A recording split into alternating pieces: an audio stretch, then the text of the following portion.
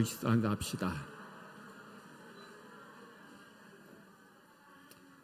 오늘 어버이 주일을 맞이하여 우리 교회학교 학생들과 함께 예배드리게 됨을 하나님께 감사드립니다.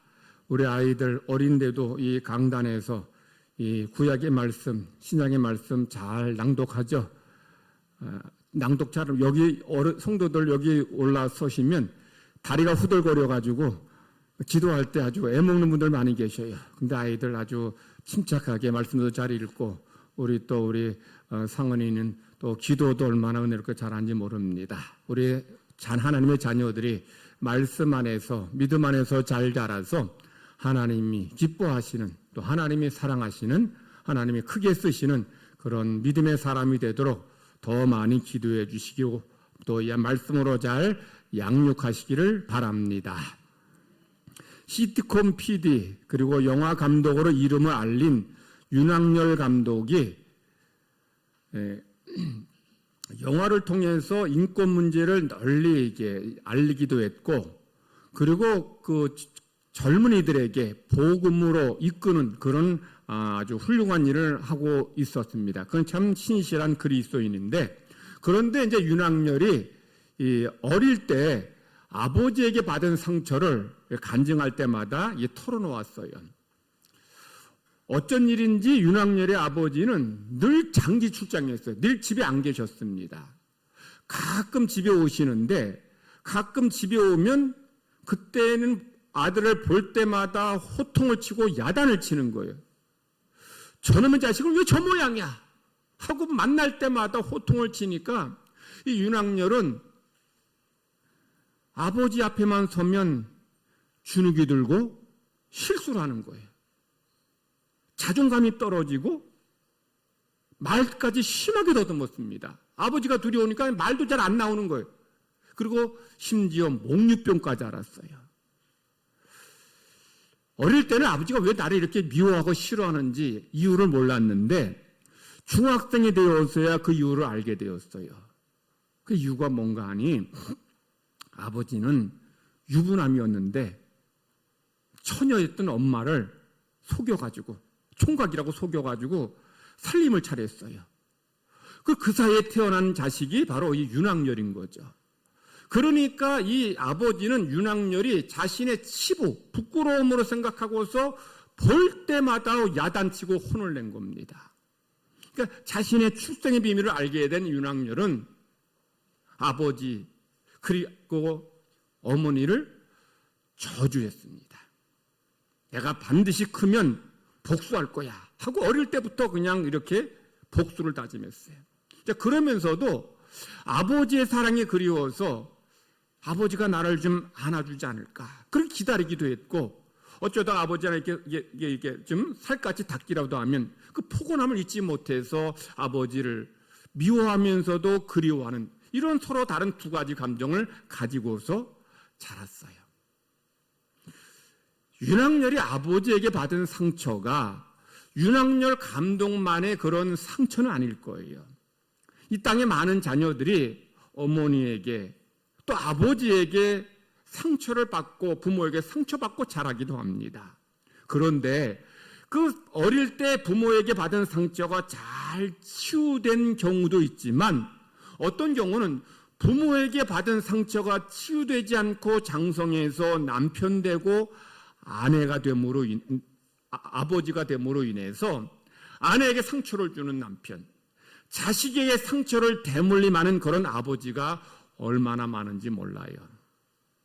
오늘 우리 어버이 주일을 맞아 예배드리면서 우리 자녀들은 내가 부모에게 상처받은 것은 없는지 그리고 그 상처가 잘 치유됐는지 한번 살펴보세요. 그리고 부모로서 나는 자녀를 잘 상처 주지 않고 잘 키우고 있는지 여러분 자신을 돌아보기 바랍니다. 여러분이 부모로서 또 자녀로서 정말 내 자신을 잘 살펴보고 돌아볼 때에 건강한 가정이 되고 또 하나님을 기뻐하시는 부모와 자녀가 될 것입니다. 하나님은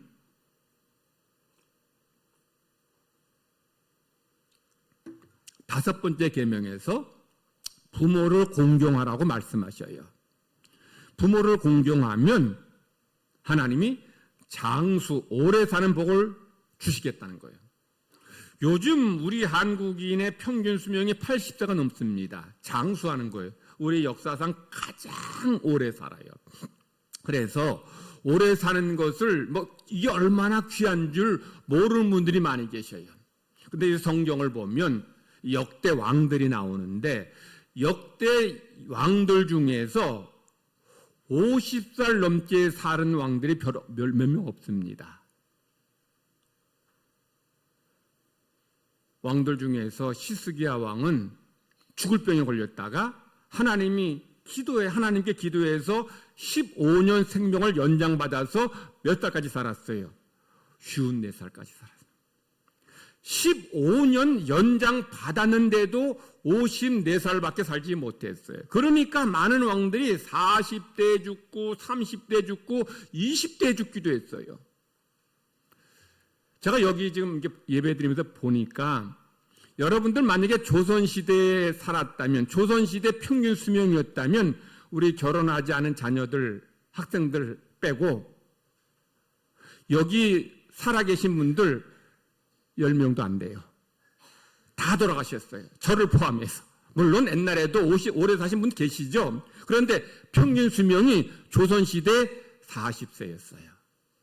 그러니까 인류의 소원이 오래 사는 것이 이게 옛날에는 너무나 간절한 소원이었어요. 그래서 하나님은 부모를 잘 공경하면 오래 살게 해주시겠다는 거죠.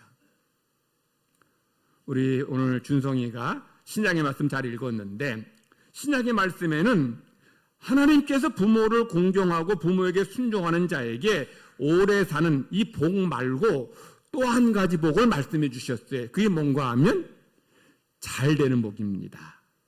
여러분, 잘 되는 게 뭘까요? 몸이 건강한 거예요. 물질의 복을 받는 겁니다. 마음이 평안한 거예요. 기도하는 것들이 응답되는 복입니다. 즉, 잘 되는 것은 육체만 형통한 것이 아니라 영혼도 평안한 삶을 사는 그런 복을 말하는 거예요. 즉, 하나님은 부모에게 효도하고 순종할 때에 영육 간에 풍성하고 형통한 삶을 살게 주신다는 거죠.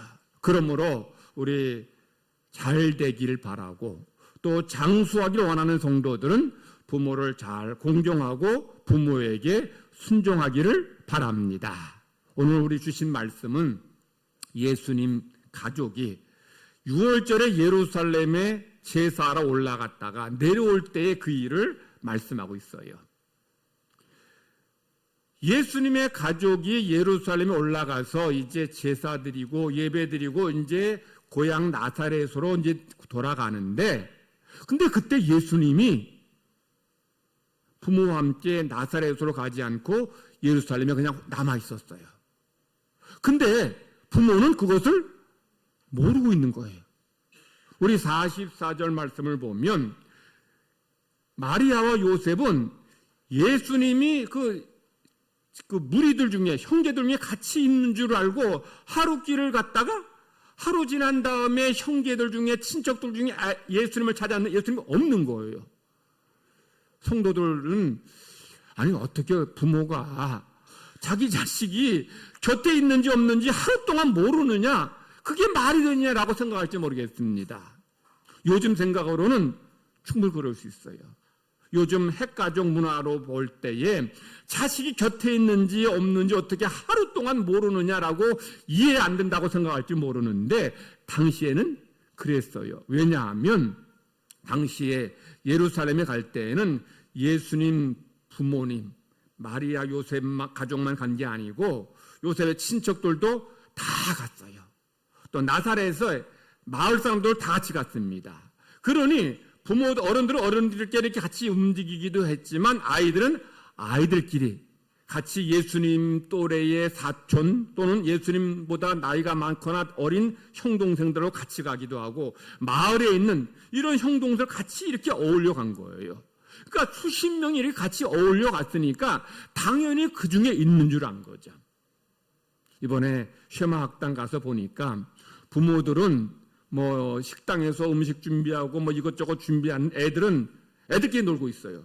근데 위에 큰 아이들이 적은 동생들을 이렇게 살피고 언니가 동생 손잡고 이렇게 같이 놀더라고요. 지금도 그런데 당시에는 이렇게 이 형제들이 같이 다 어우러서 지냈기 때문에 내 아이만 내가 키운 게 아니라 공동체에서 아이를 돌보았기 때문에 그래서 부모는 당연히 눈에 보이지 않아도 예수님이 같이 있을 줄 아는 거죠. 근데 하루 지나도록 몰랐다가 이제 없으니까 아이를 찾으러 예수님 찾으러 예루살렘으로 돌아간 거예요. 그러니까 3일 만에 예루살렘 성전에 가보니까 예수님이 뭐하고 있었어요? 예수님이 율법을 가르치는 선생들과 함께 묻기도 하고 그들의 가르침을 듣기도 하는 거죠. 그러니까 이 마리아가 놀라기도 하고 또 좀 아주 반갑기도 하고 그리고 또 화도 나서 예수님을 꾸짖습니다. 48절을 보면 마리아가 이렇게 말합니다. 아이야, 어찌하여 우리에게 이렇게 하였느냐? 보라, 내 아버지와 내가 근심하여 너를 찾았노라. 표현이 완곡한 것처럼 보이는데 오늘날 표현으로 하면 이런 표현입니다. 야, 이 녀석아, 아니 아빠 엄마에게 말도 안 하고 여기 남아있으면 어떡해? 아빠 엄마가 얼마나 걱정인 줄 알아? 하고 혼을 내는 거예요. 혼을 냈는데 근데 예수님은 이 요셉과 마리아가 알아듣지 못할 말을 합니다. 49절 말씀 보니까 뭐라고 하는 거 하면 왜 나를 찾았느냐는 거예요. 아니 부모가 찾지 안 찾아? 그러면서 예수님은 또 뭐라고 하시는 거 하면 내가 내 아버지 집에 머물러야 할 줄 몰랐습니까? 이러는 거예요. 이 요셉과 마리아는 예수님 말씀을 이해 못했어요. 아니 이해할 수 없었던 거죠. 그래서 50절 말씀에 그의 부모는 예수께서 하신 말씀을 이해하지 못하더라, 알지 못하더라 이렇게 말씀한 거예요. 요셉과 마리아가 예수님 말씀을 이해하지 못한 것 그럴 수 있어요. 왜냐하면 요셉은 목수로서 율법을 많이 배우지 못했을 겁니다. 마리아도 여성으로서 율법을 깊이 배우지 못했을 거예요. 이런 이들이 예수님 하신 말씀을 온전히 이해하지 못하는 것 그럴 수 있어요. 뭐 요셉과 마리아는 고사하고 나중에 예수님이 이제 성인이 되어서 말씀 가르칠 때에 니고데모라고 하는 율법 선생님한테 뭐라고 말씀하신 거 하면 내가 거듭나야 된다.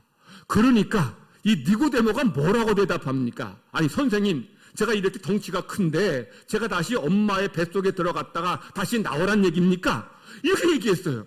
아니 율법을 가르치는 선생도 요 정도니 요셉과 마리아가 예수님 말씀을 이해하지 못한 것 그럴 수 있는 거죠.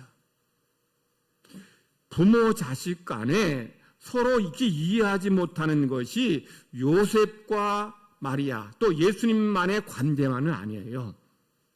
요즘에도 보면 부모 자식 간에 부모들은 자식들이 그 문화, 그 삶을 잘 이해 못해요. 너무 다르니까. 그리고 나이 든 부모들은 요즘 과학기술의 발달 이런 걸 잘 따라가지 못합니다. 70, 80대 어르신들 어디 가서 뭐 주문할 때 키오스크로 뭐 주문할 때 어떻게 될지 몰라서 굉장히 답답해요. 그래서 자식들은 우리 부모님이 이런 과학기술에 분명 따라가지 못하는 것 보고서 답답해하고 좀 무식하다 생각하는 거예요. 그런데 부모가 이 과학기술의 발전을 따라가지 못한다라고 해서 부모가 지혜가 부족하고 부모가 세상의 이치를 모르는 건 아니에요. 오히려 자녀보다 세상의 이치를 더 잘 알고 더 지혜가 풍부해. 그런데 이 자식들은 이 부모가 이 세상 과학 기술 잘 모른다고 해서 마치 무식한 것처럼 무시하기도 하고 또 불평하기도 하는 거예요. 근데 이것이 오늘날 이 젊은 자녀들만의 모습이 아니라 성경에서도 자녀가 부모를 불평하고 원망하는 모습을 보게 돼요.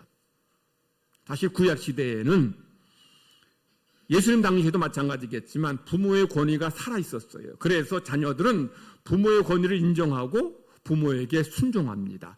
그런데도 부모의 권위를 인정하지 않고 부모에게 반항하고 부모를 죽이려 한 자식이 있어요. 그 누구예요 그게?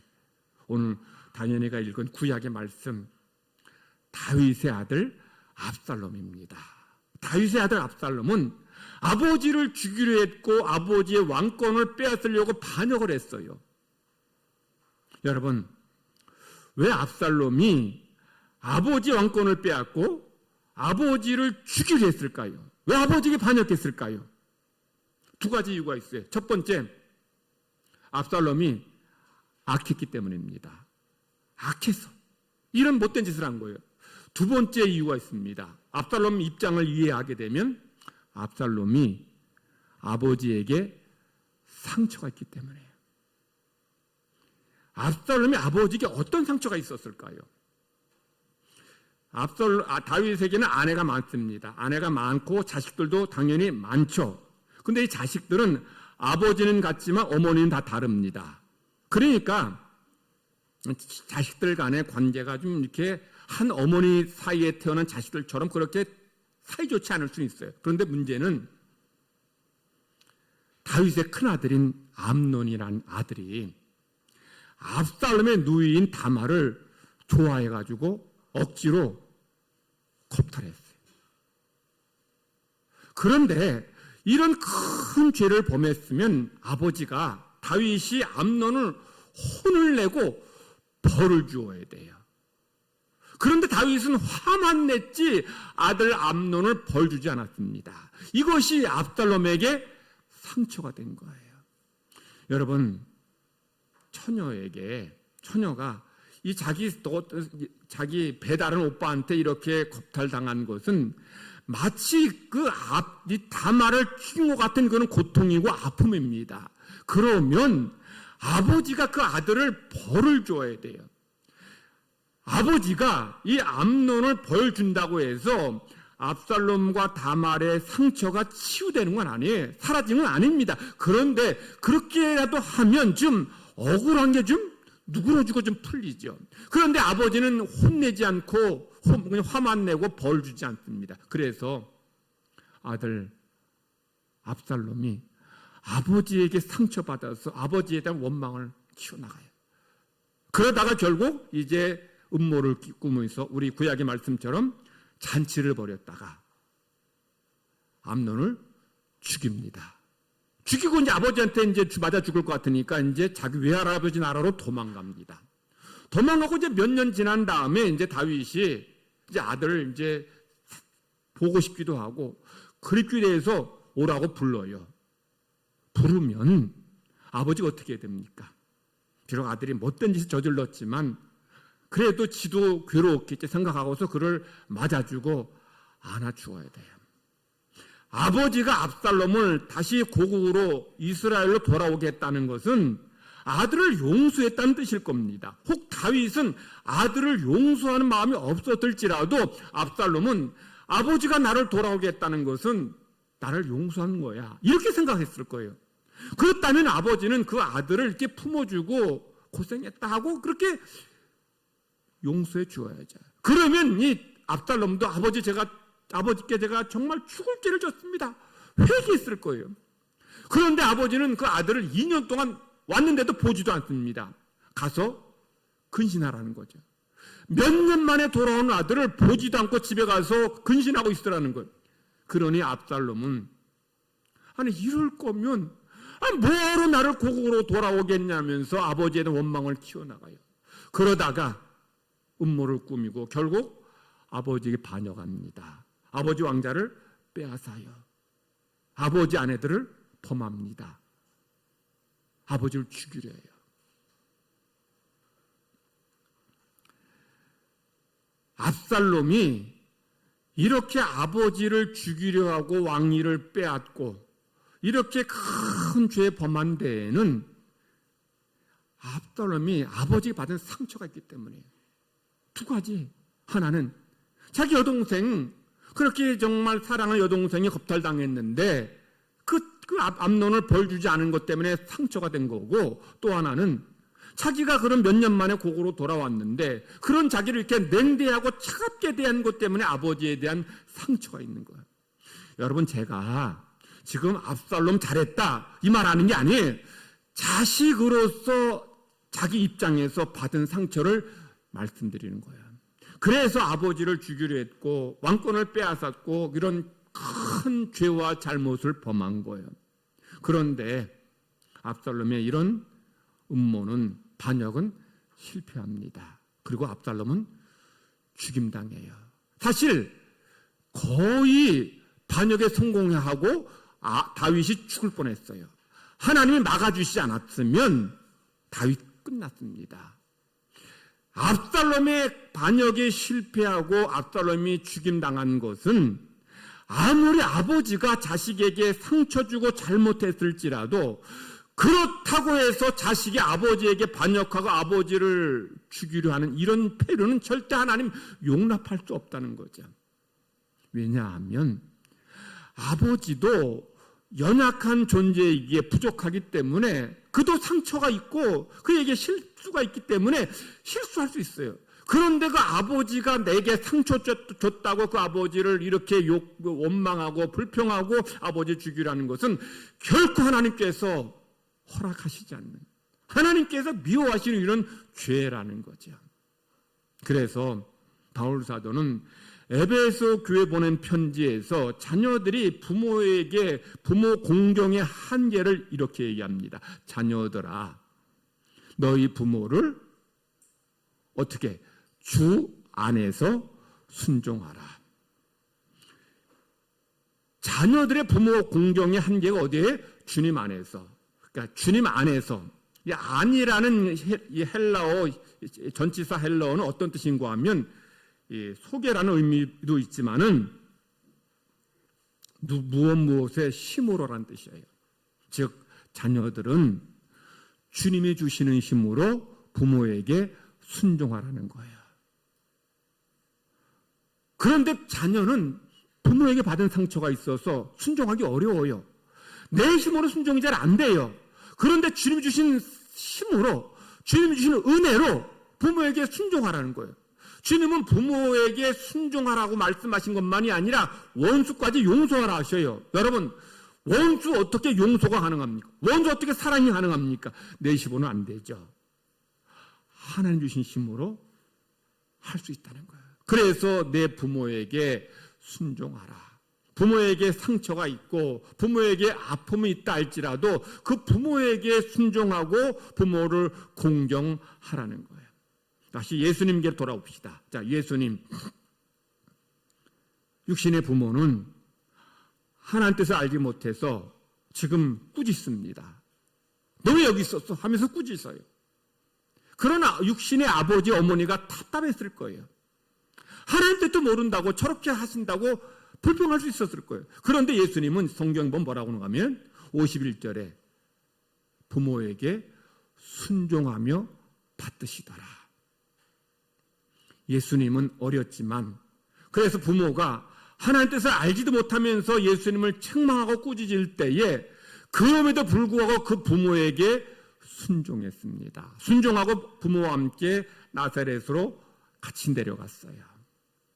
아마 보통 아이들 같았으면, 아니 아빠 엄마는 알지도 못하시면서 왜 나를 꾸짖으세요?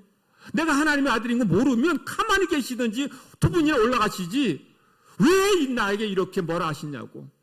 나는 여기서 남아서 율법 교사들에게 말씀 배우고 연구해서 하나님 주신 사명 감당해야 돼. 이렇게 반항하고 대꾸하고 반발할 수 있는데 예수님은 아버지 하나님 아버지의 뜻을 모르는 부모에게도 순종했습니다. 성도 여러분, 자녀 여러분, 우리가 부모에게 순종해야 될 이유는 부모가 우리에게 더 완벽하고 인격적이고 많이 배워서 순종해야 되는 게 아니에요. 부모니까 순종해야 돼요. 그것이 하나님의 명령이니까 순종해야 되는 거죠. 부모를 통해서 이 세상에 내가 태어났기 때문에 자녀들은 부모에게 순종하라는 거예요. 혹시 우리 자녀들 중에서 여러분의 부모가 여러분보다 배우지 못했다고 무시하지 않습니까? 아니면 부모에게 상처받았다 부모 원망하지 않습니까?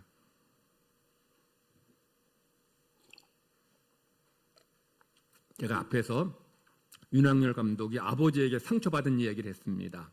근데 윤학열 감독은 이제 PD로 이제 성공하고 이 무속인들을 다루는 무속인들에 대한 그런 프로그램 많이 만들어 가지고 거의 반무당 비슷하게 살다가 그를 전도하기 위해서 계속 기도하고 복음을 전했던 3명의 지인을 통해서 예수님을 영접하고 구원받습니다. 그리고 그가 예수님 영접하고 구원받고 이 말씀을 읽다 보니까 아버지를 이해하게 되는 거예요. 그러니까 아버지가 불쌍하다는 생각이 드는 거예요. 아버지가 자기에게 상처 주었는데, 근데 아버지도 사실은 내게 상처 준 가해자지만 또한 피해자라는 것을 이 복음을 읽으면서 들으면서 깨닫게 된 거예요.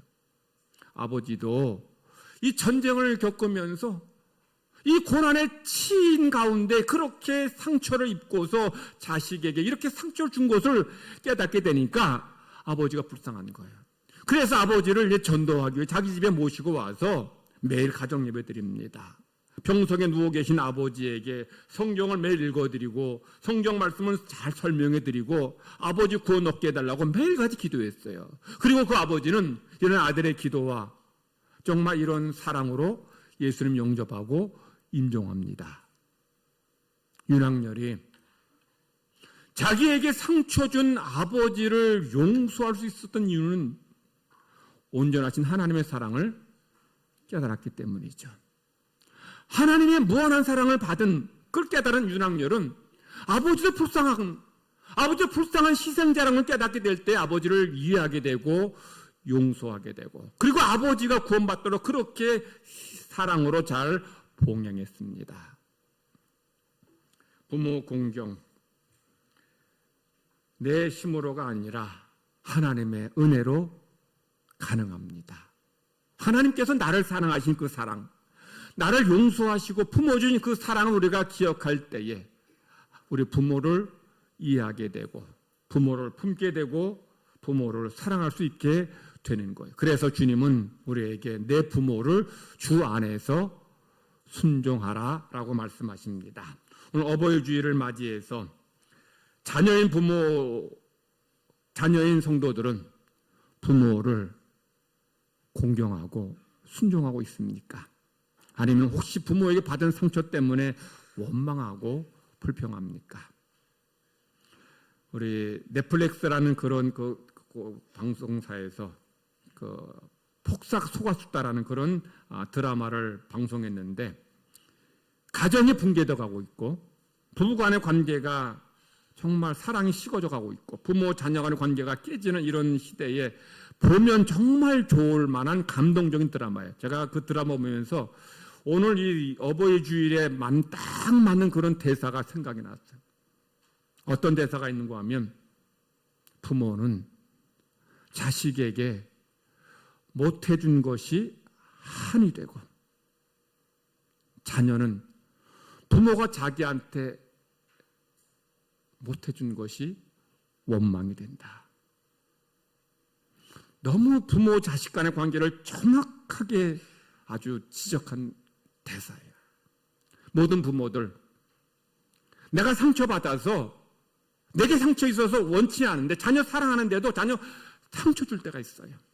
그런데 그 마음은 그 자녀를 향한 사랑의 마음은 편치 않아요.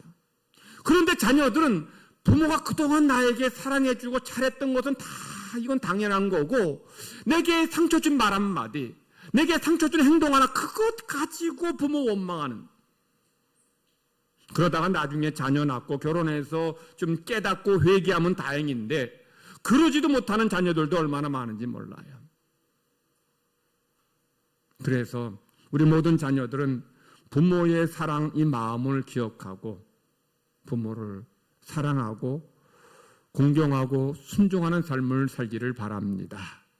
그래서 하나님께서 어버이 주일을 맞이해서 부모를 공경하고 효도하는 자녀에게 2가지 복을 말씀해 주셨어요. 잘 되는 복.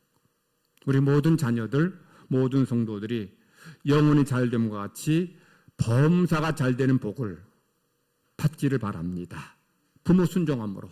그리고 또 하나 장수하는 복을 받기 바랍니다. 그 하나님의 복이 두 가지 복을 누리며 사는 모든 성도 되시기를 하나님은 간절히 바라십니다. 기도합시다. 하나님 아버지 감사합니다. 하나님 은혜로 우리를 구원해 주시고 하나님의 자녀 삼아 주시니 감사드립니다. 하나님의 사랑으로 하나님 백성 되었으니 그 사랑을 기억하고 감사하며 사는 모든 성도 되기를 원합니다. 또한 어버이 주일을 맞이하여 우리를 낳아주고 키워주신 부모님께 효도하고 순종하는 모든 자녀 되기를 원합니다. 부모를 공경하고 순종할 때에 하나님께서 약속하신 잘되는 복, 장수하는 복을 주신다 하셨사오니 이런 복을 받는 모든 자녀들, 모든 성도들 되게 하여 주시옵소서. 우리에게 부모에게 받은 상처가 있다면 하나님의 사랑으로 그 상처를 어루만져 주시고 싸매어 주셔서 치유되게 하시고, 그래서 우리 자녀들에게는 상처를 대물림하는 그런 부모 되지 않게 하여 주시옵소서. 부모 살아 계시다면 부모를 잘 공경하는 모든 성도들 되게 하시고, 부모 세상 떠나셨다면 교회 내 어른 성도들, 그리고 하나님을 잘 공경하며 살아가는 모든 성도들 되기를 원합니다. 그리고 우리 자녀들을 신앙으로, 말씀으로, 사랑으로 잘 돌보고 키우는 모든 믿음의 부모들 되게 하여 주시옵소서. 그래서 모든 성도들 하나님이 주시는 은혜 속에 살게 하여 주시옵소서. 감사드리며 예수님의 이름으로 기도드리옵나이다. 아멘.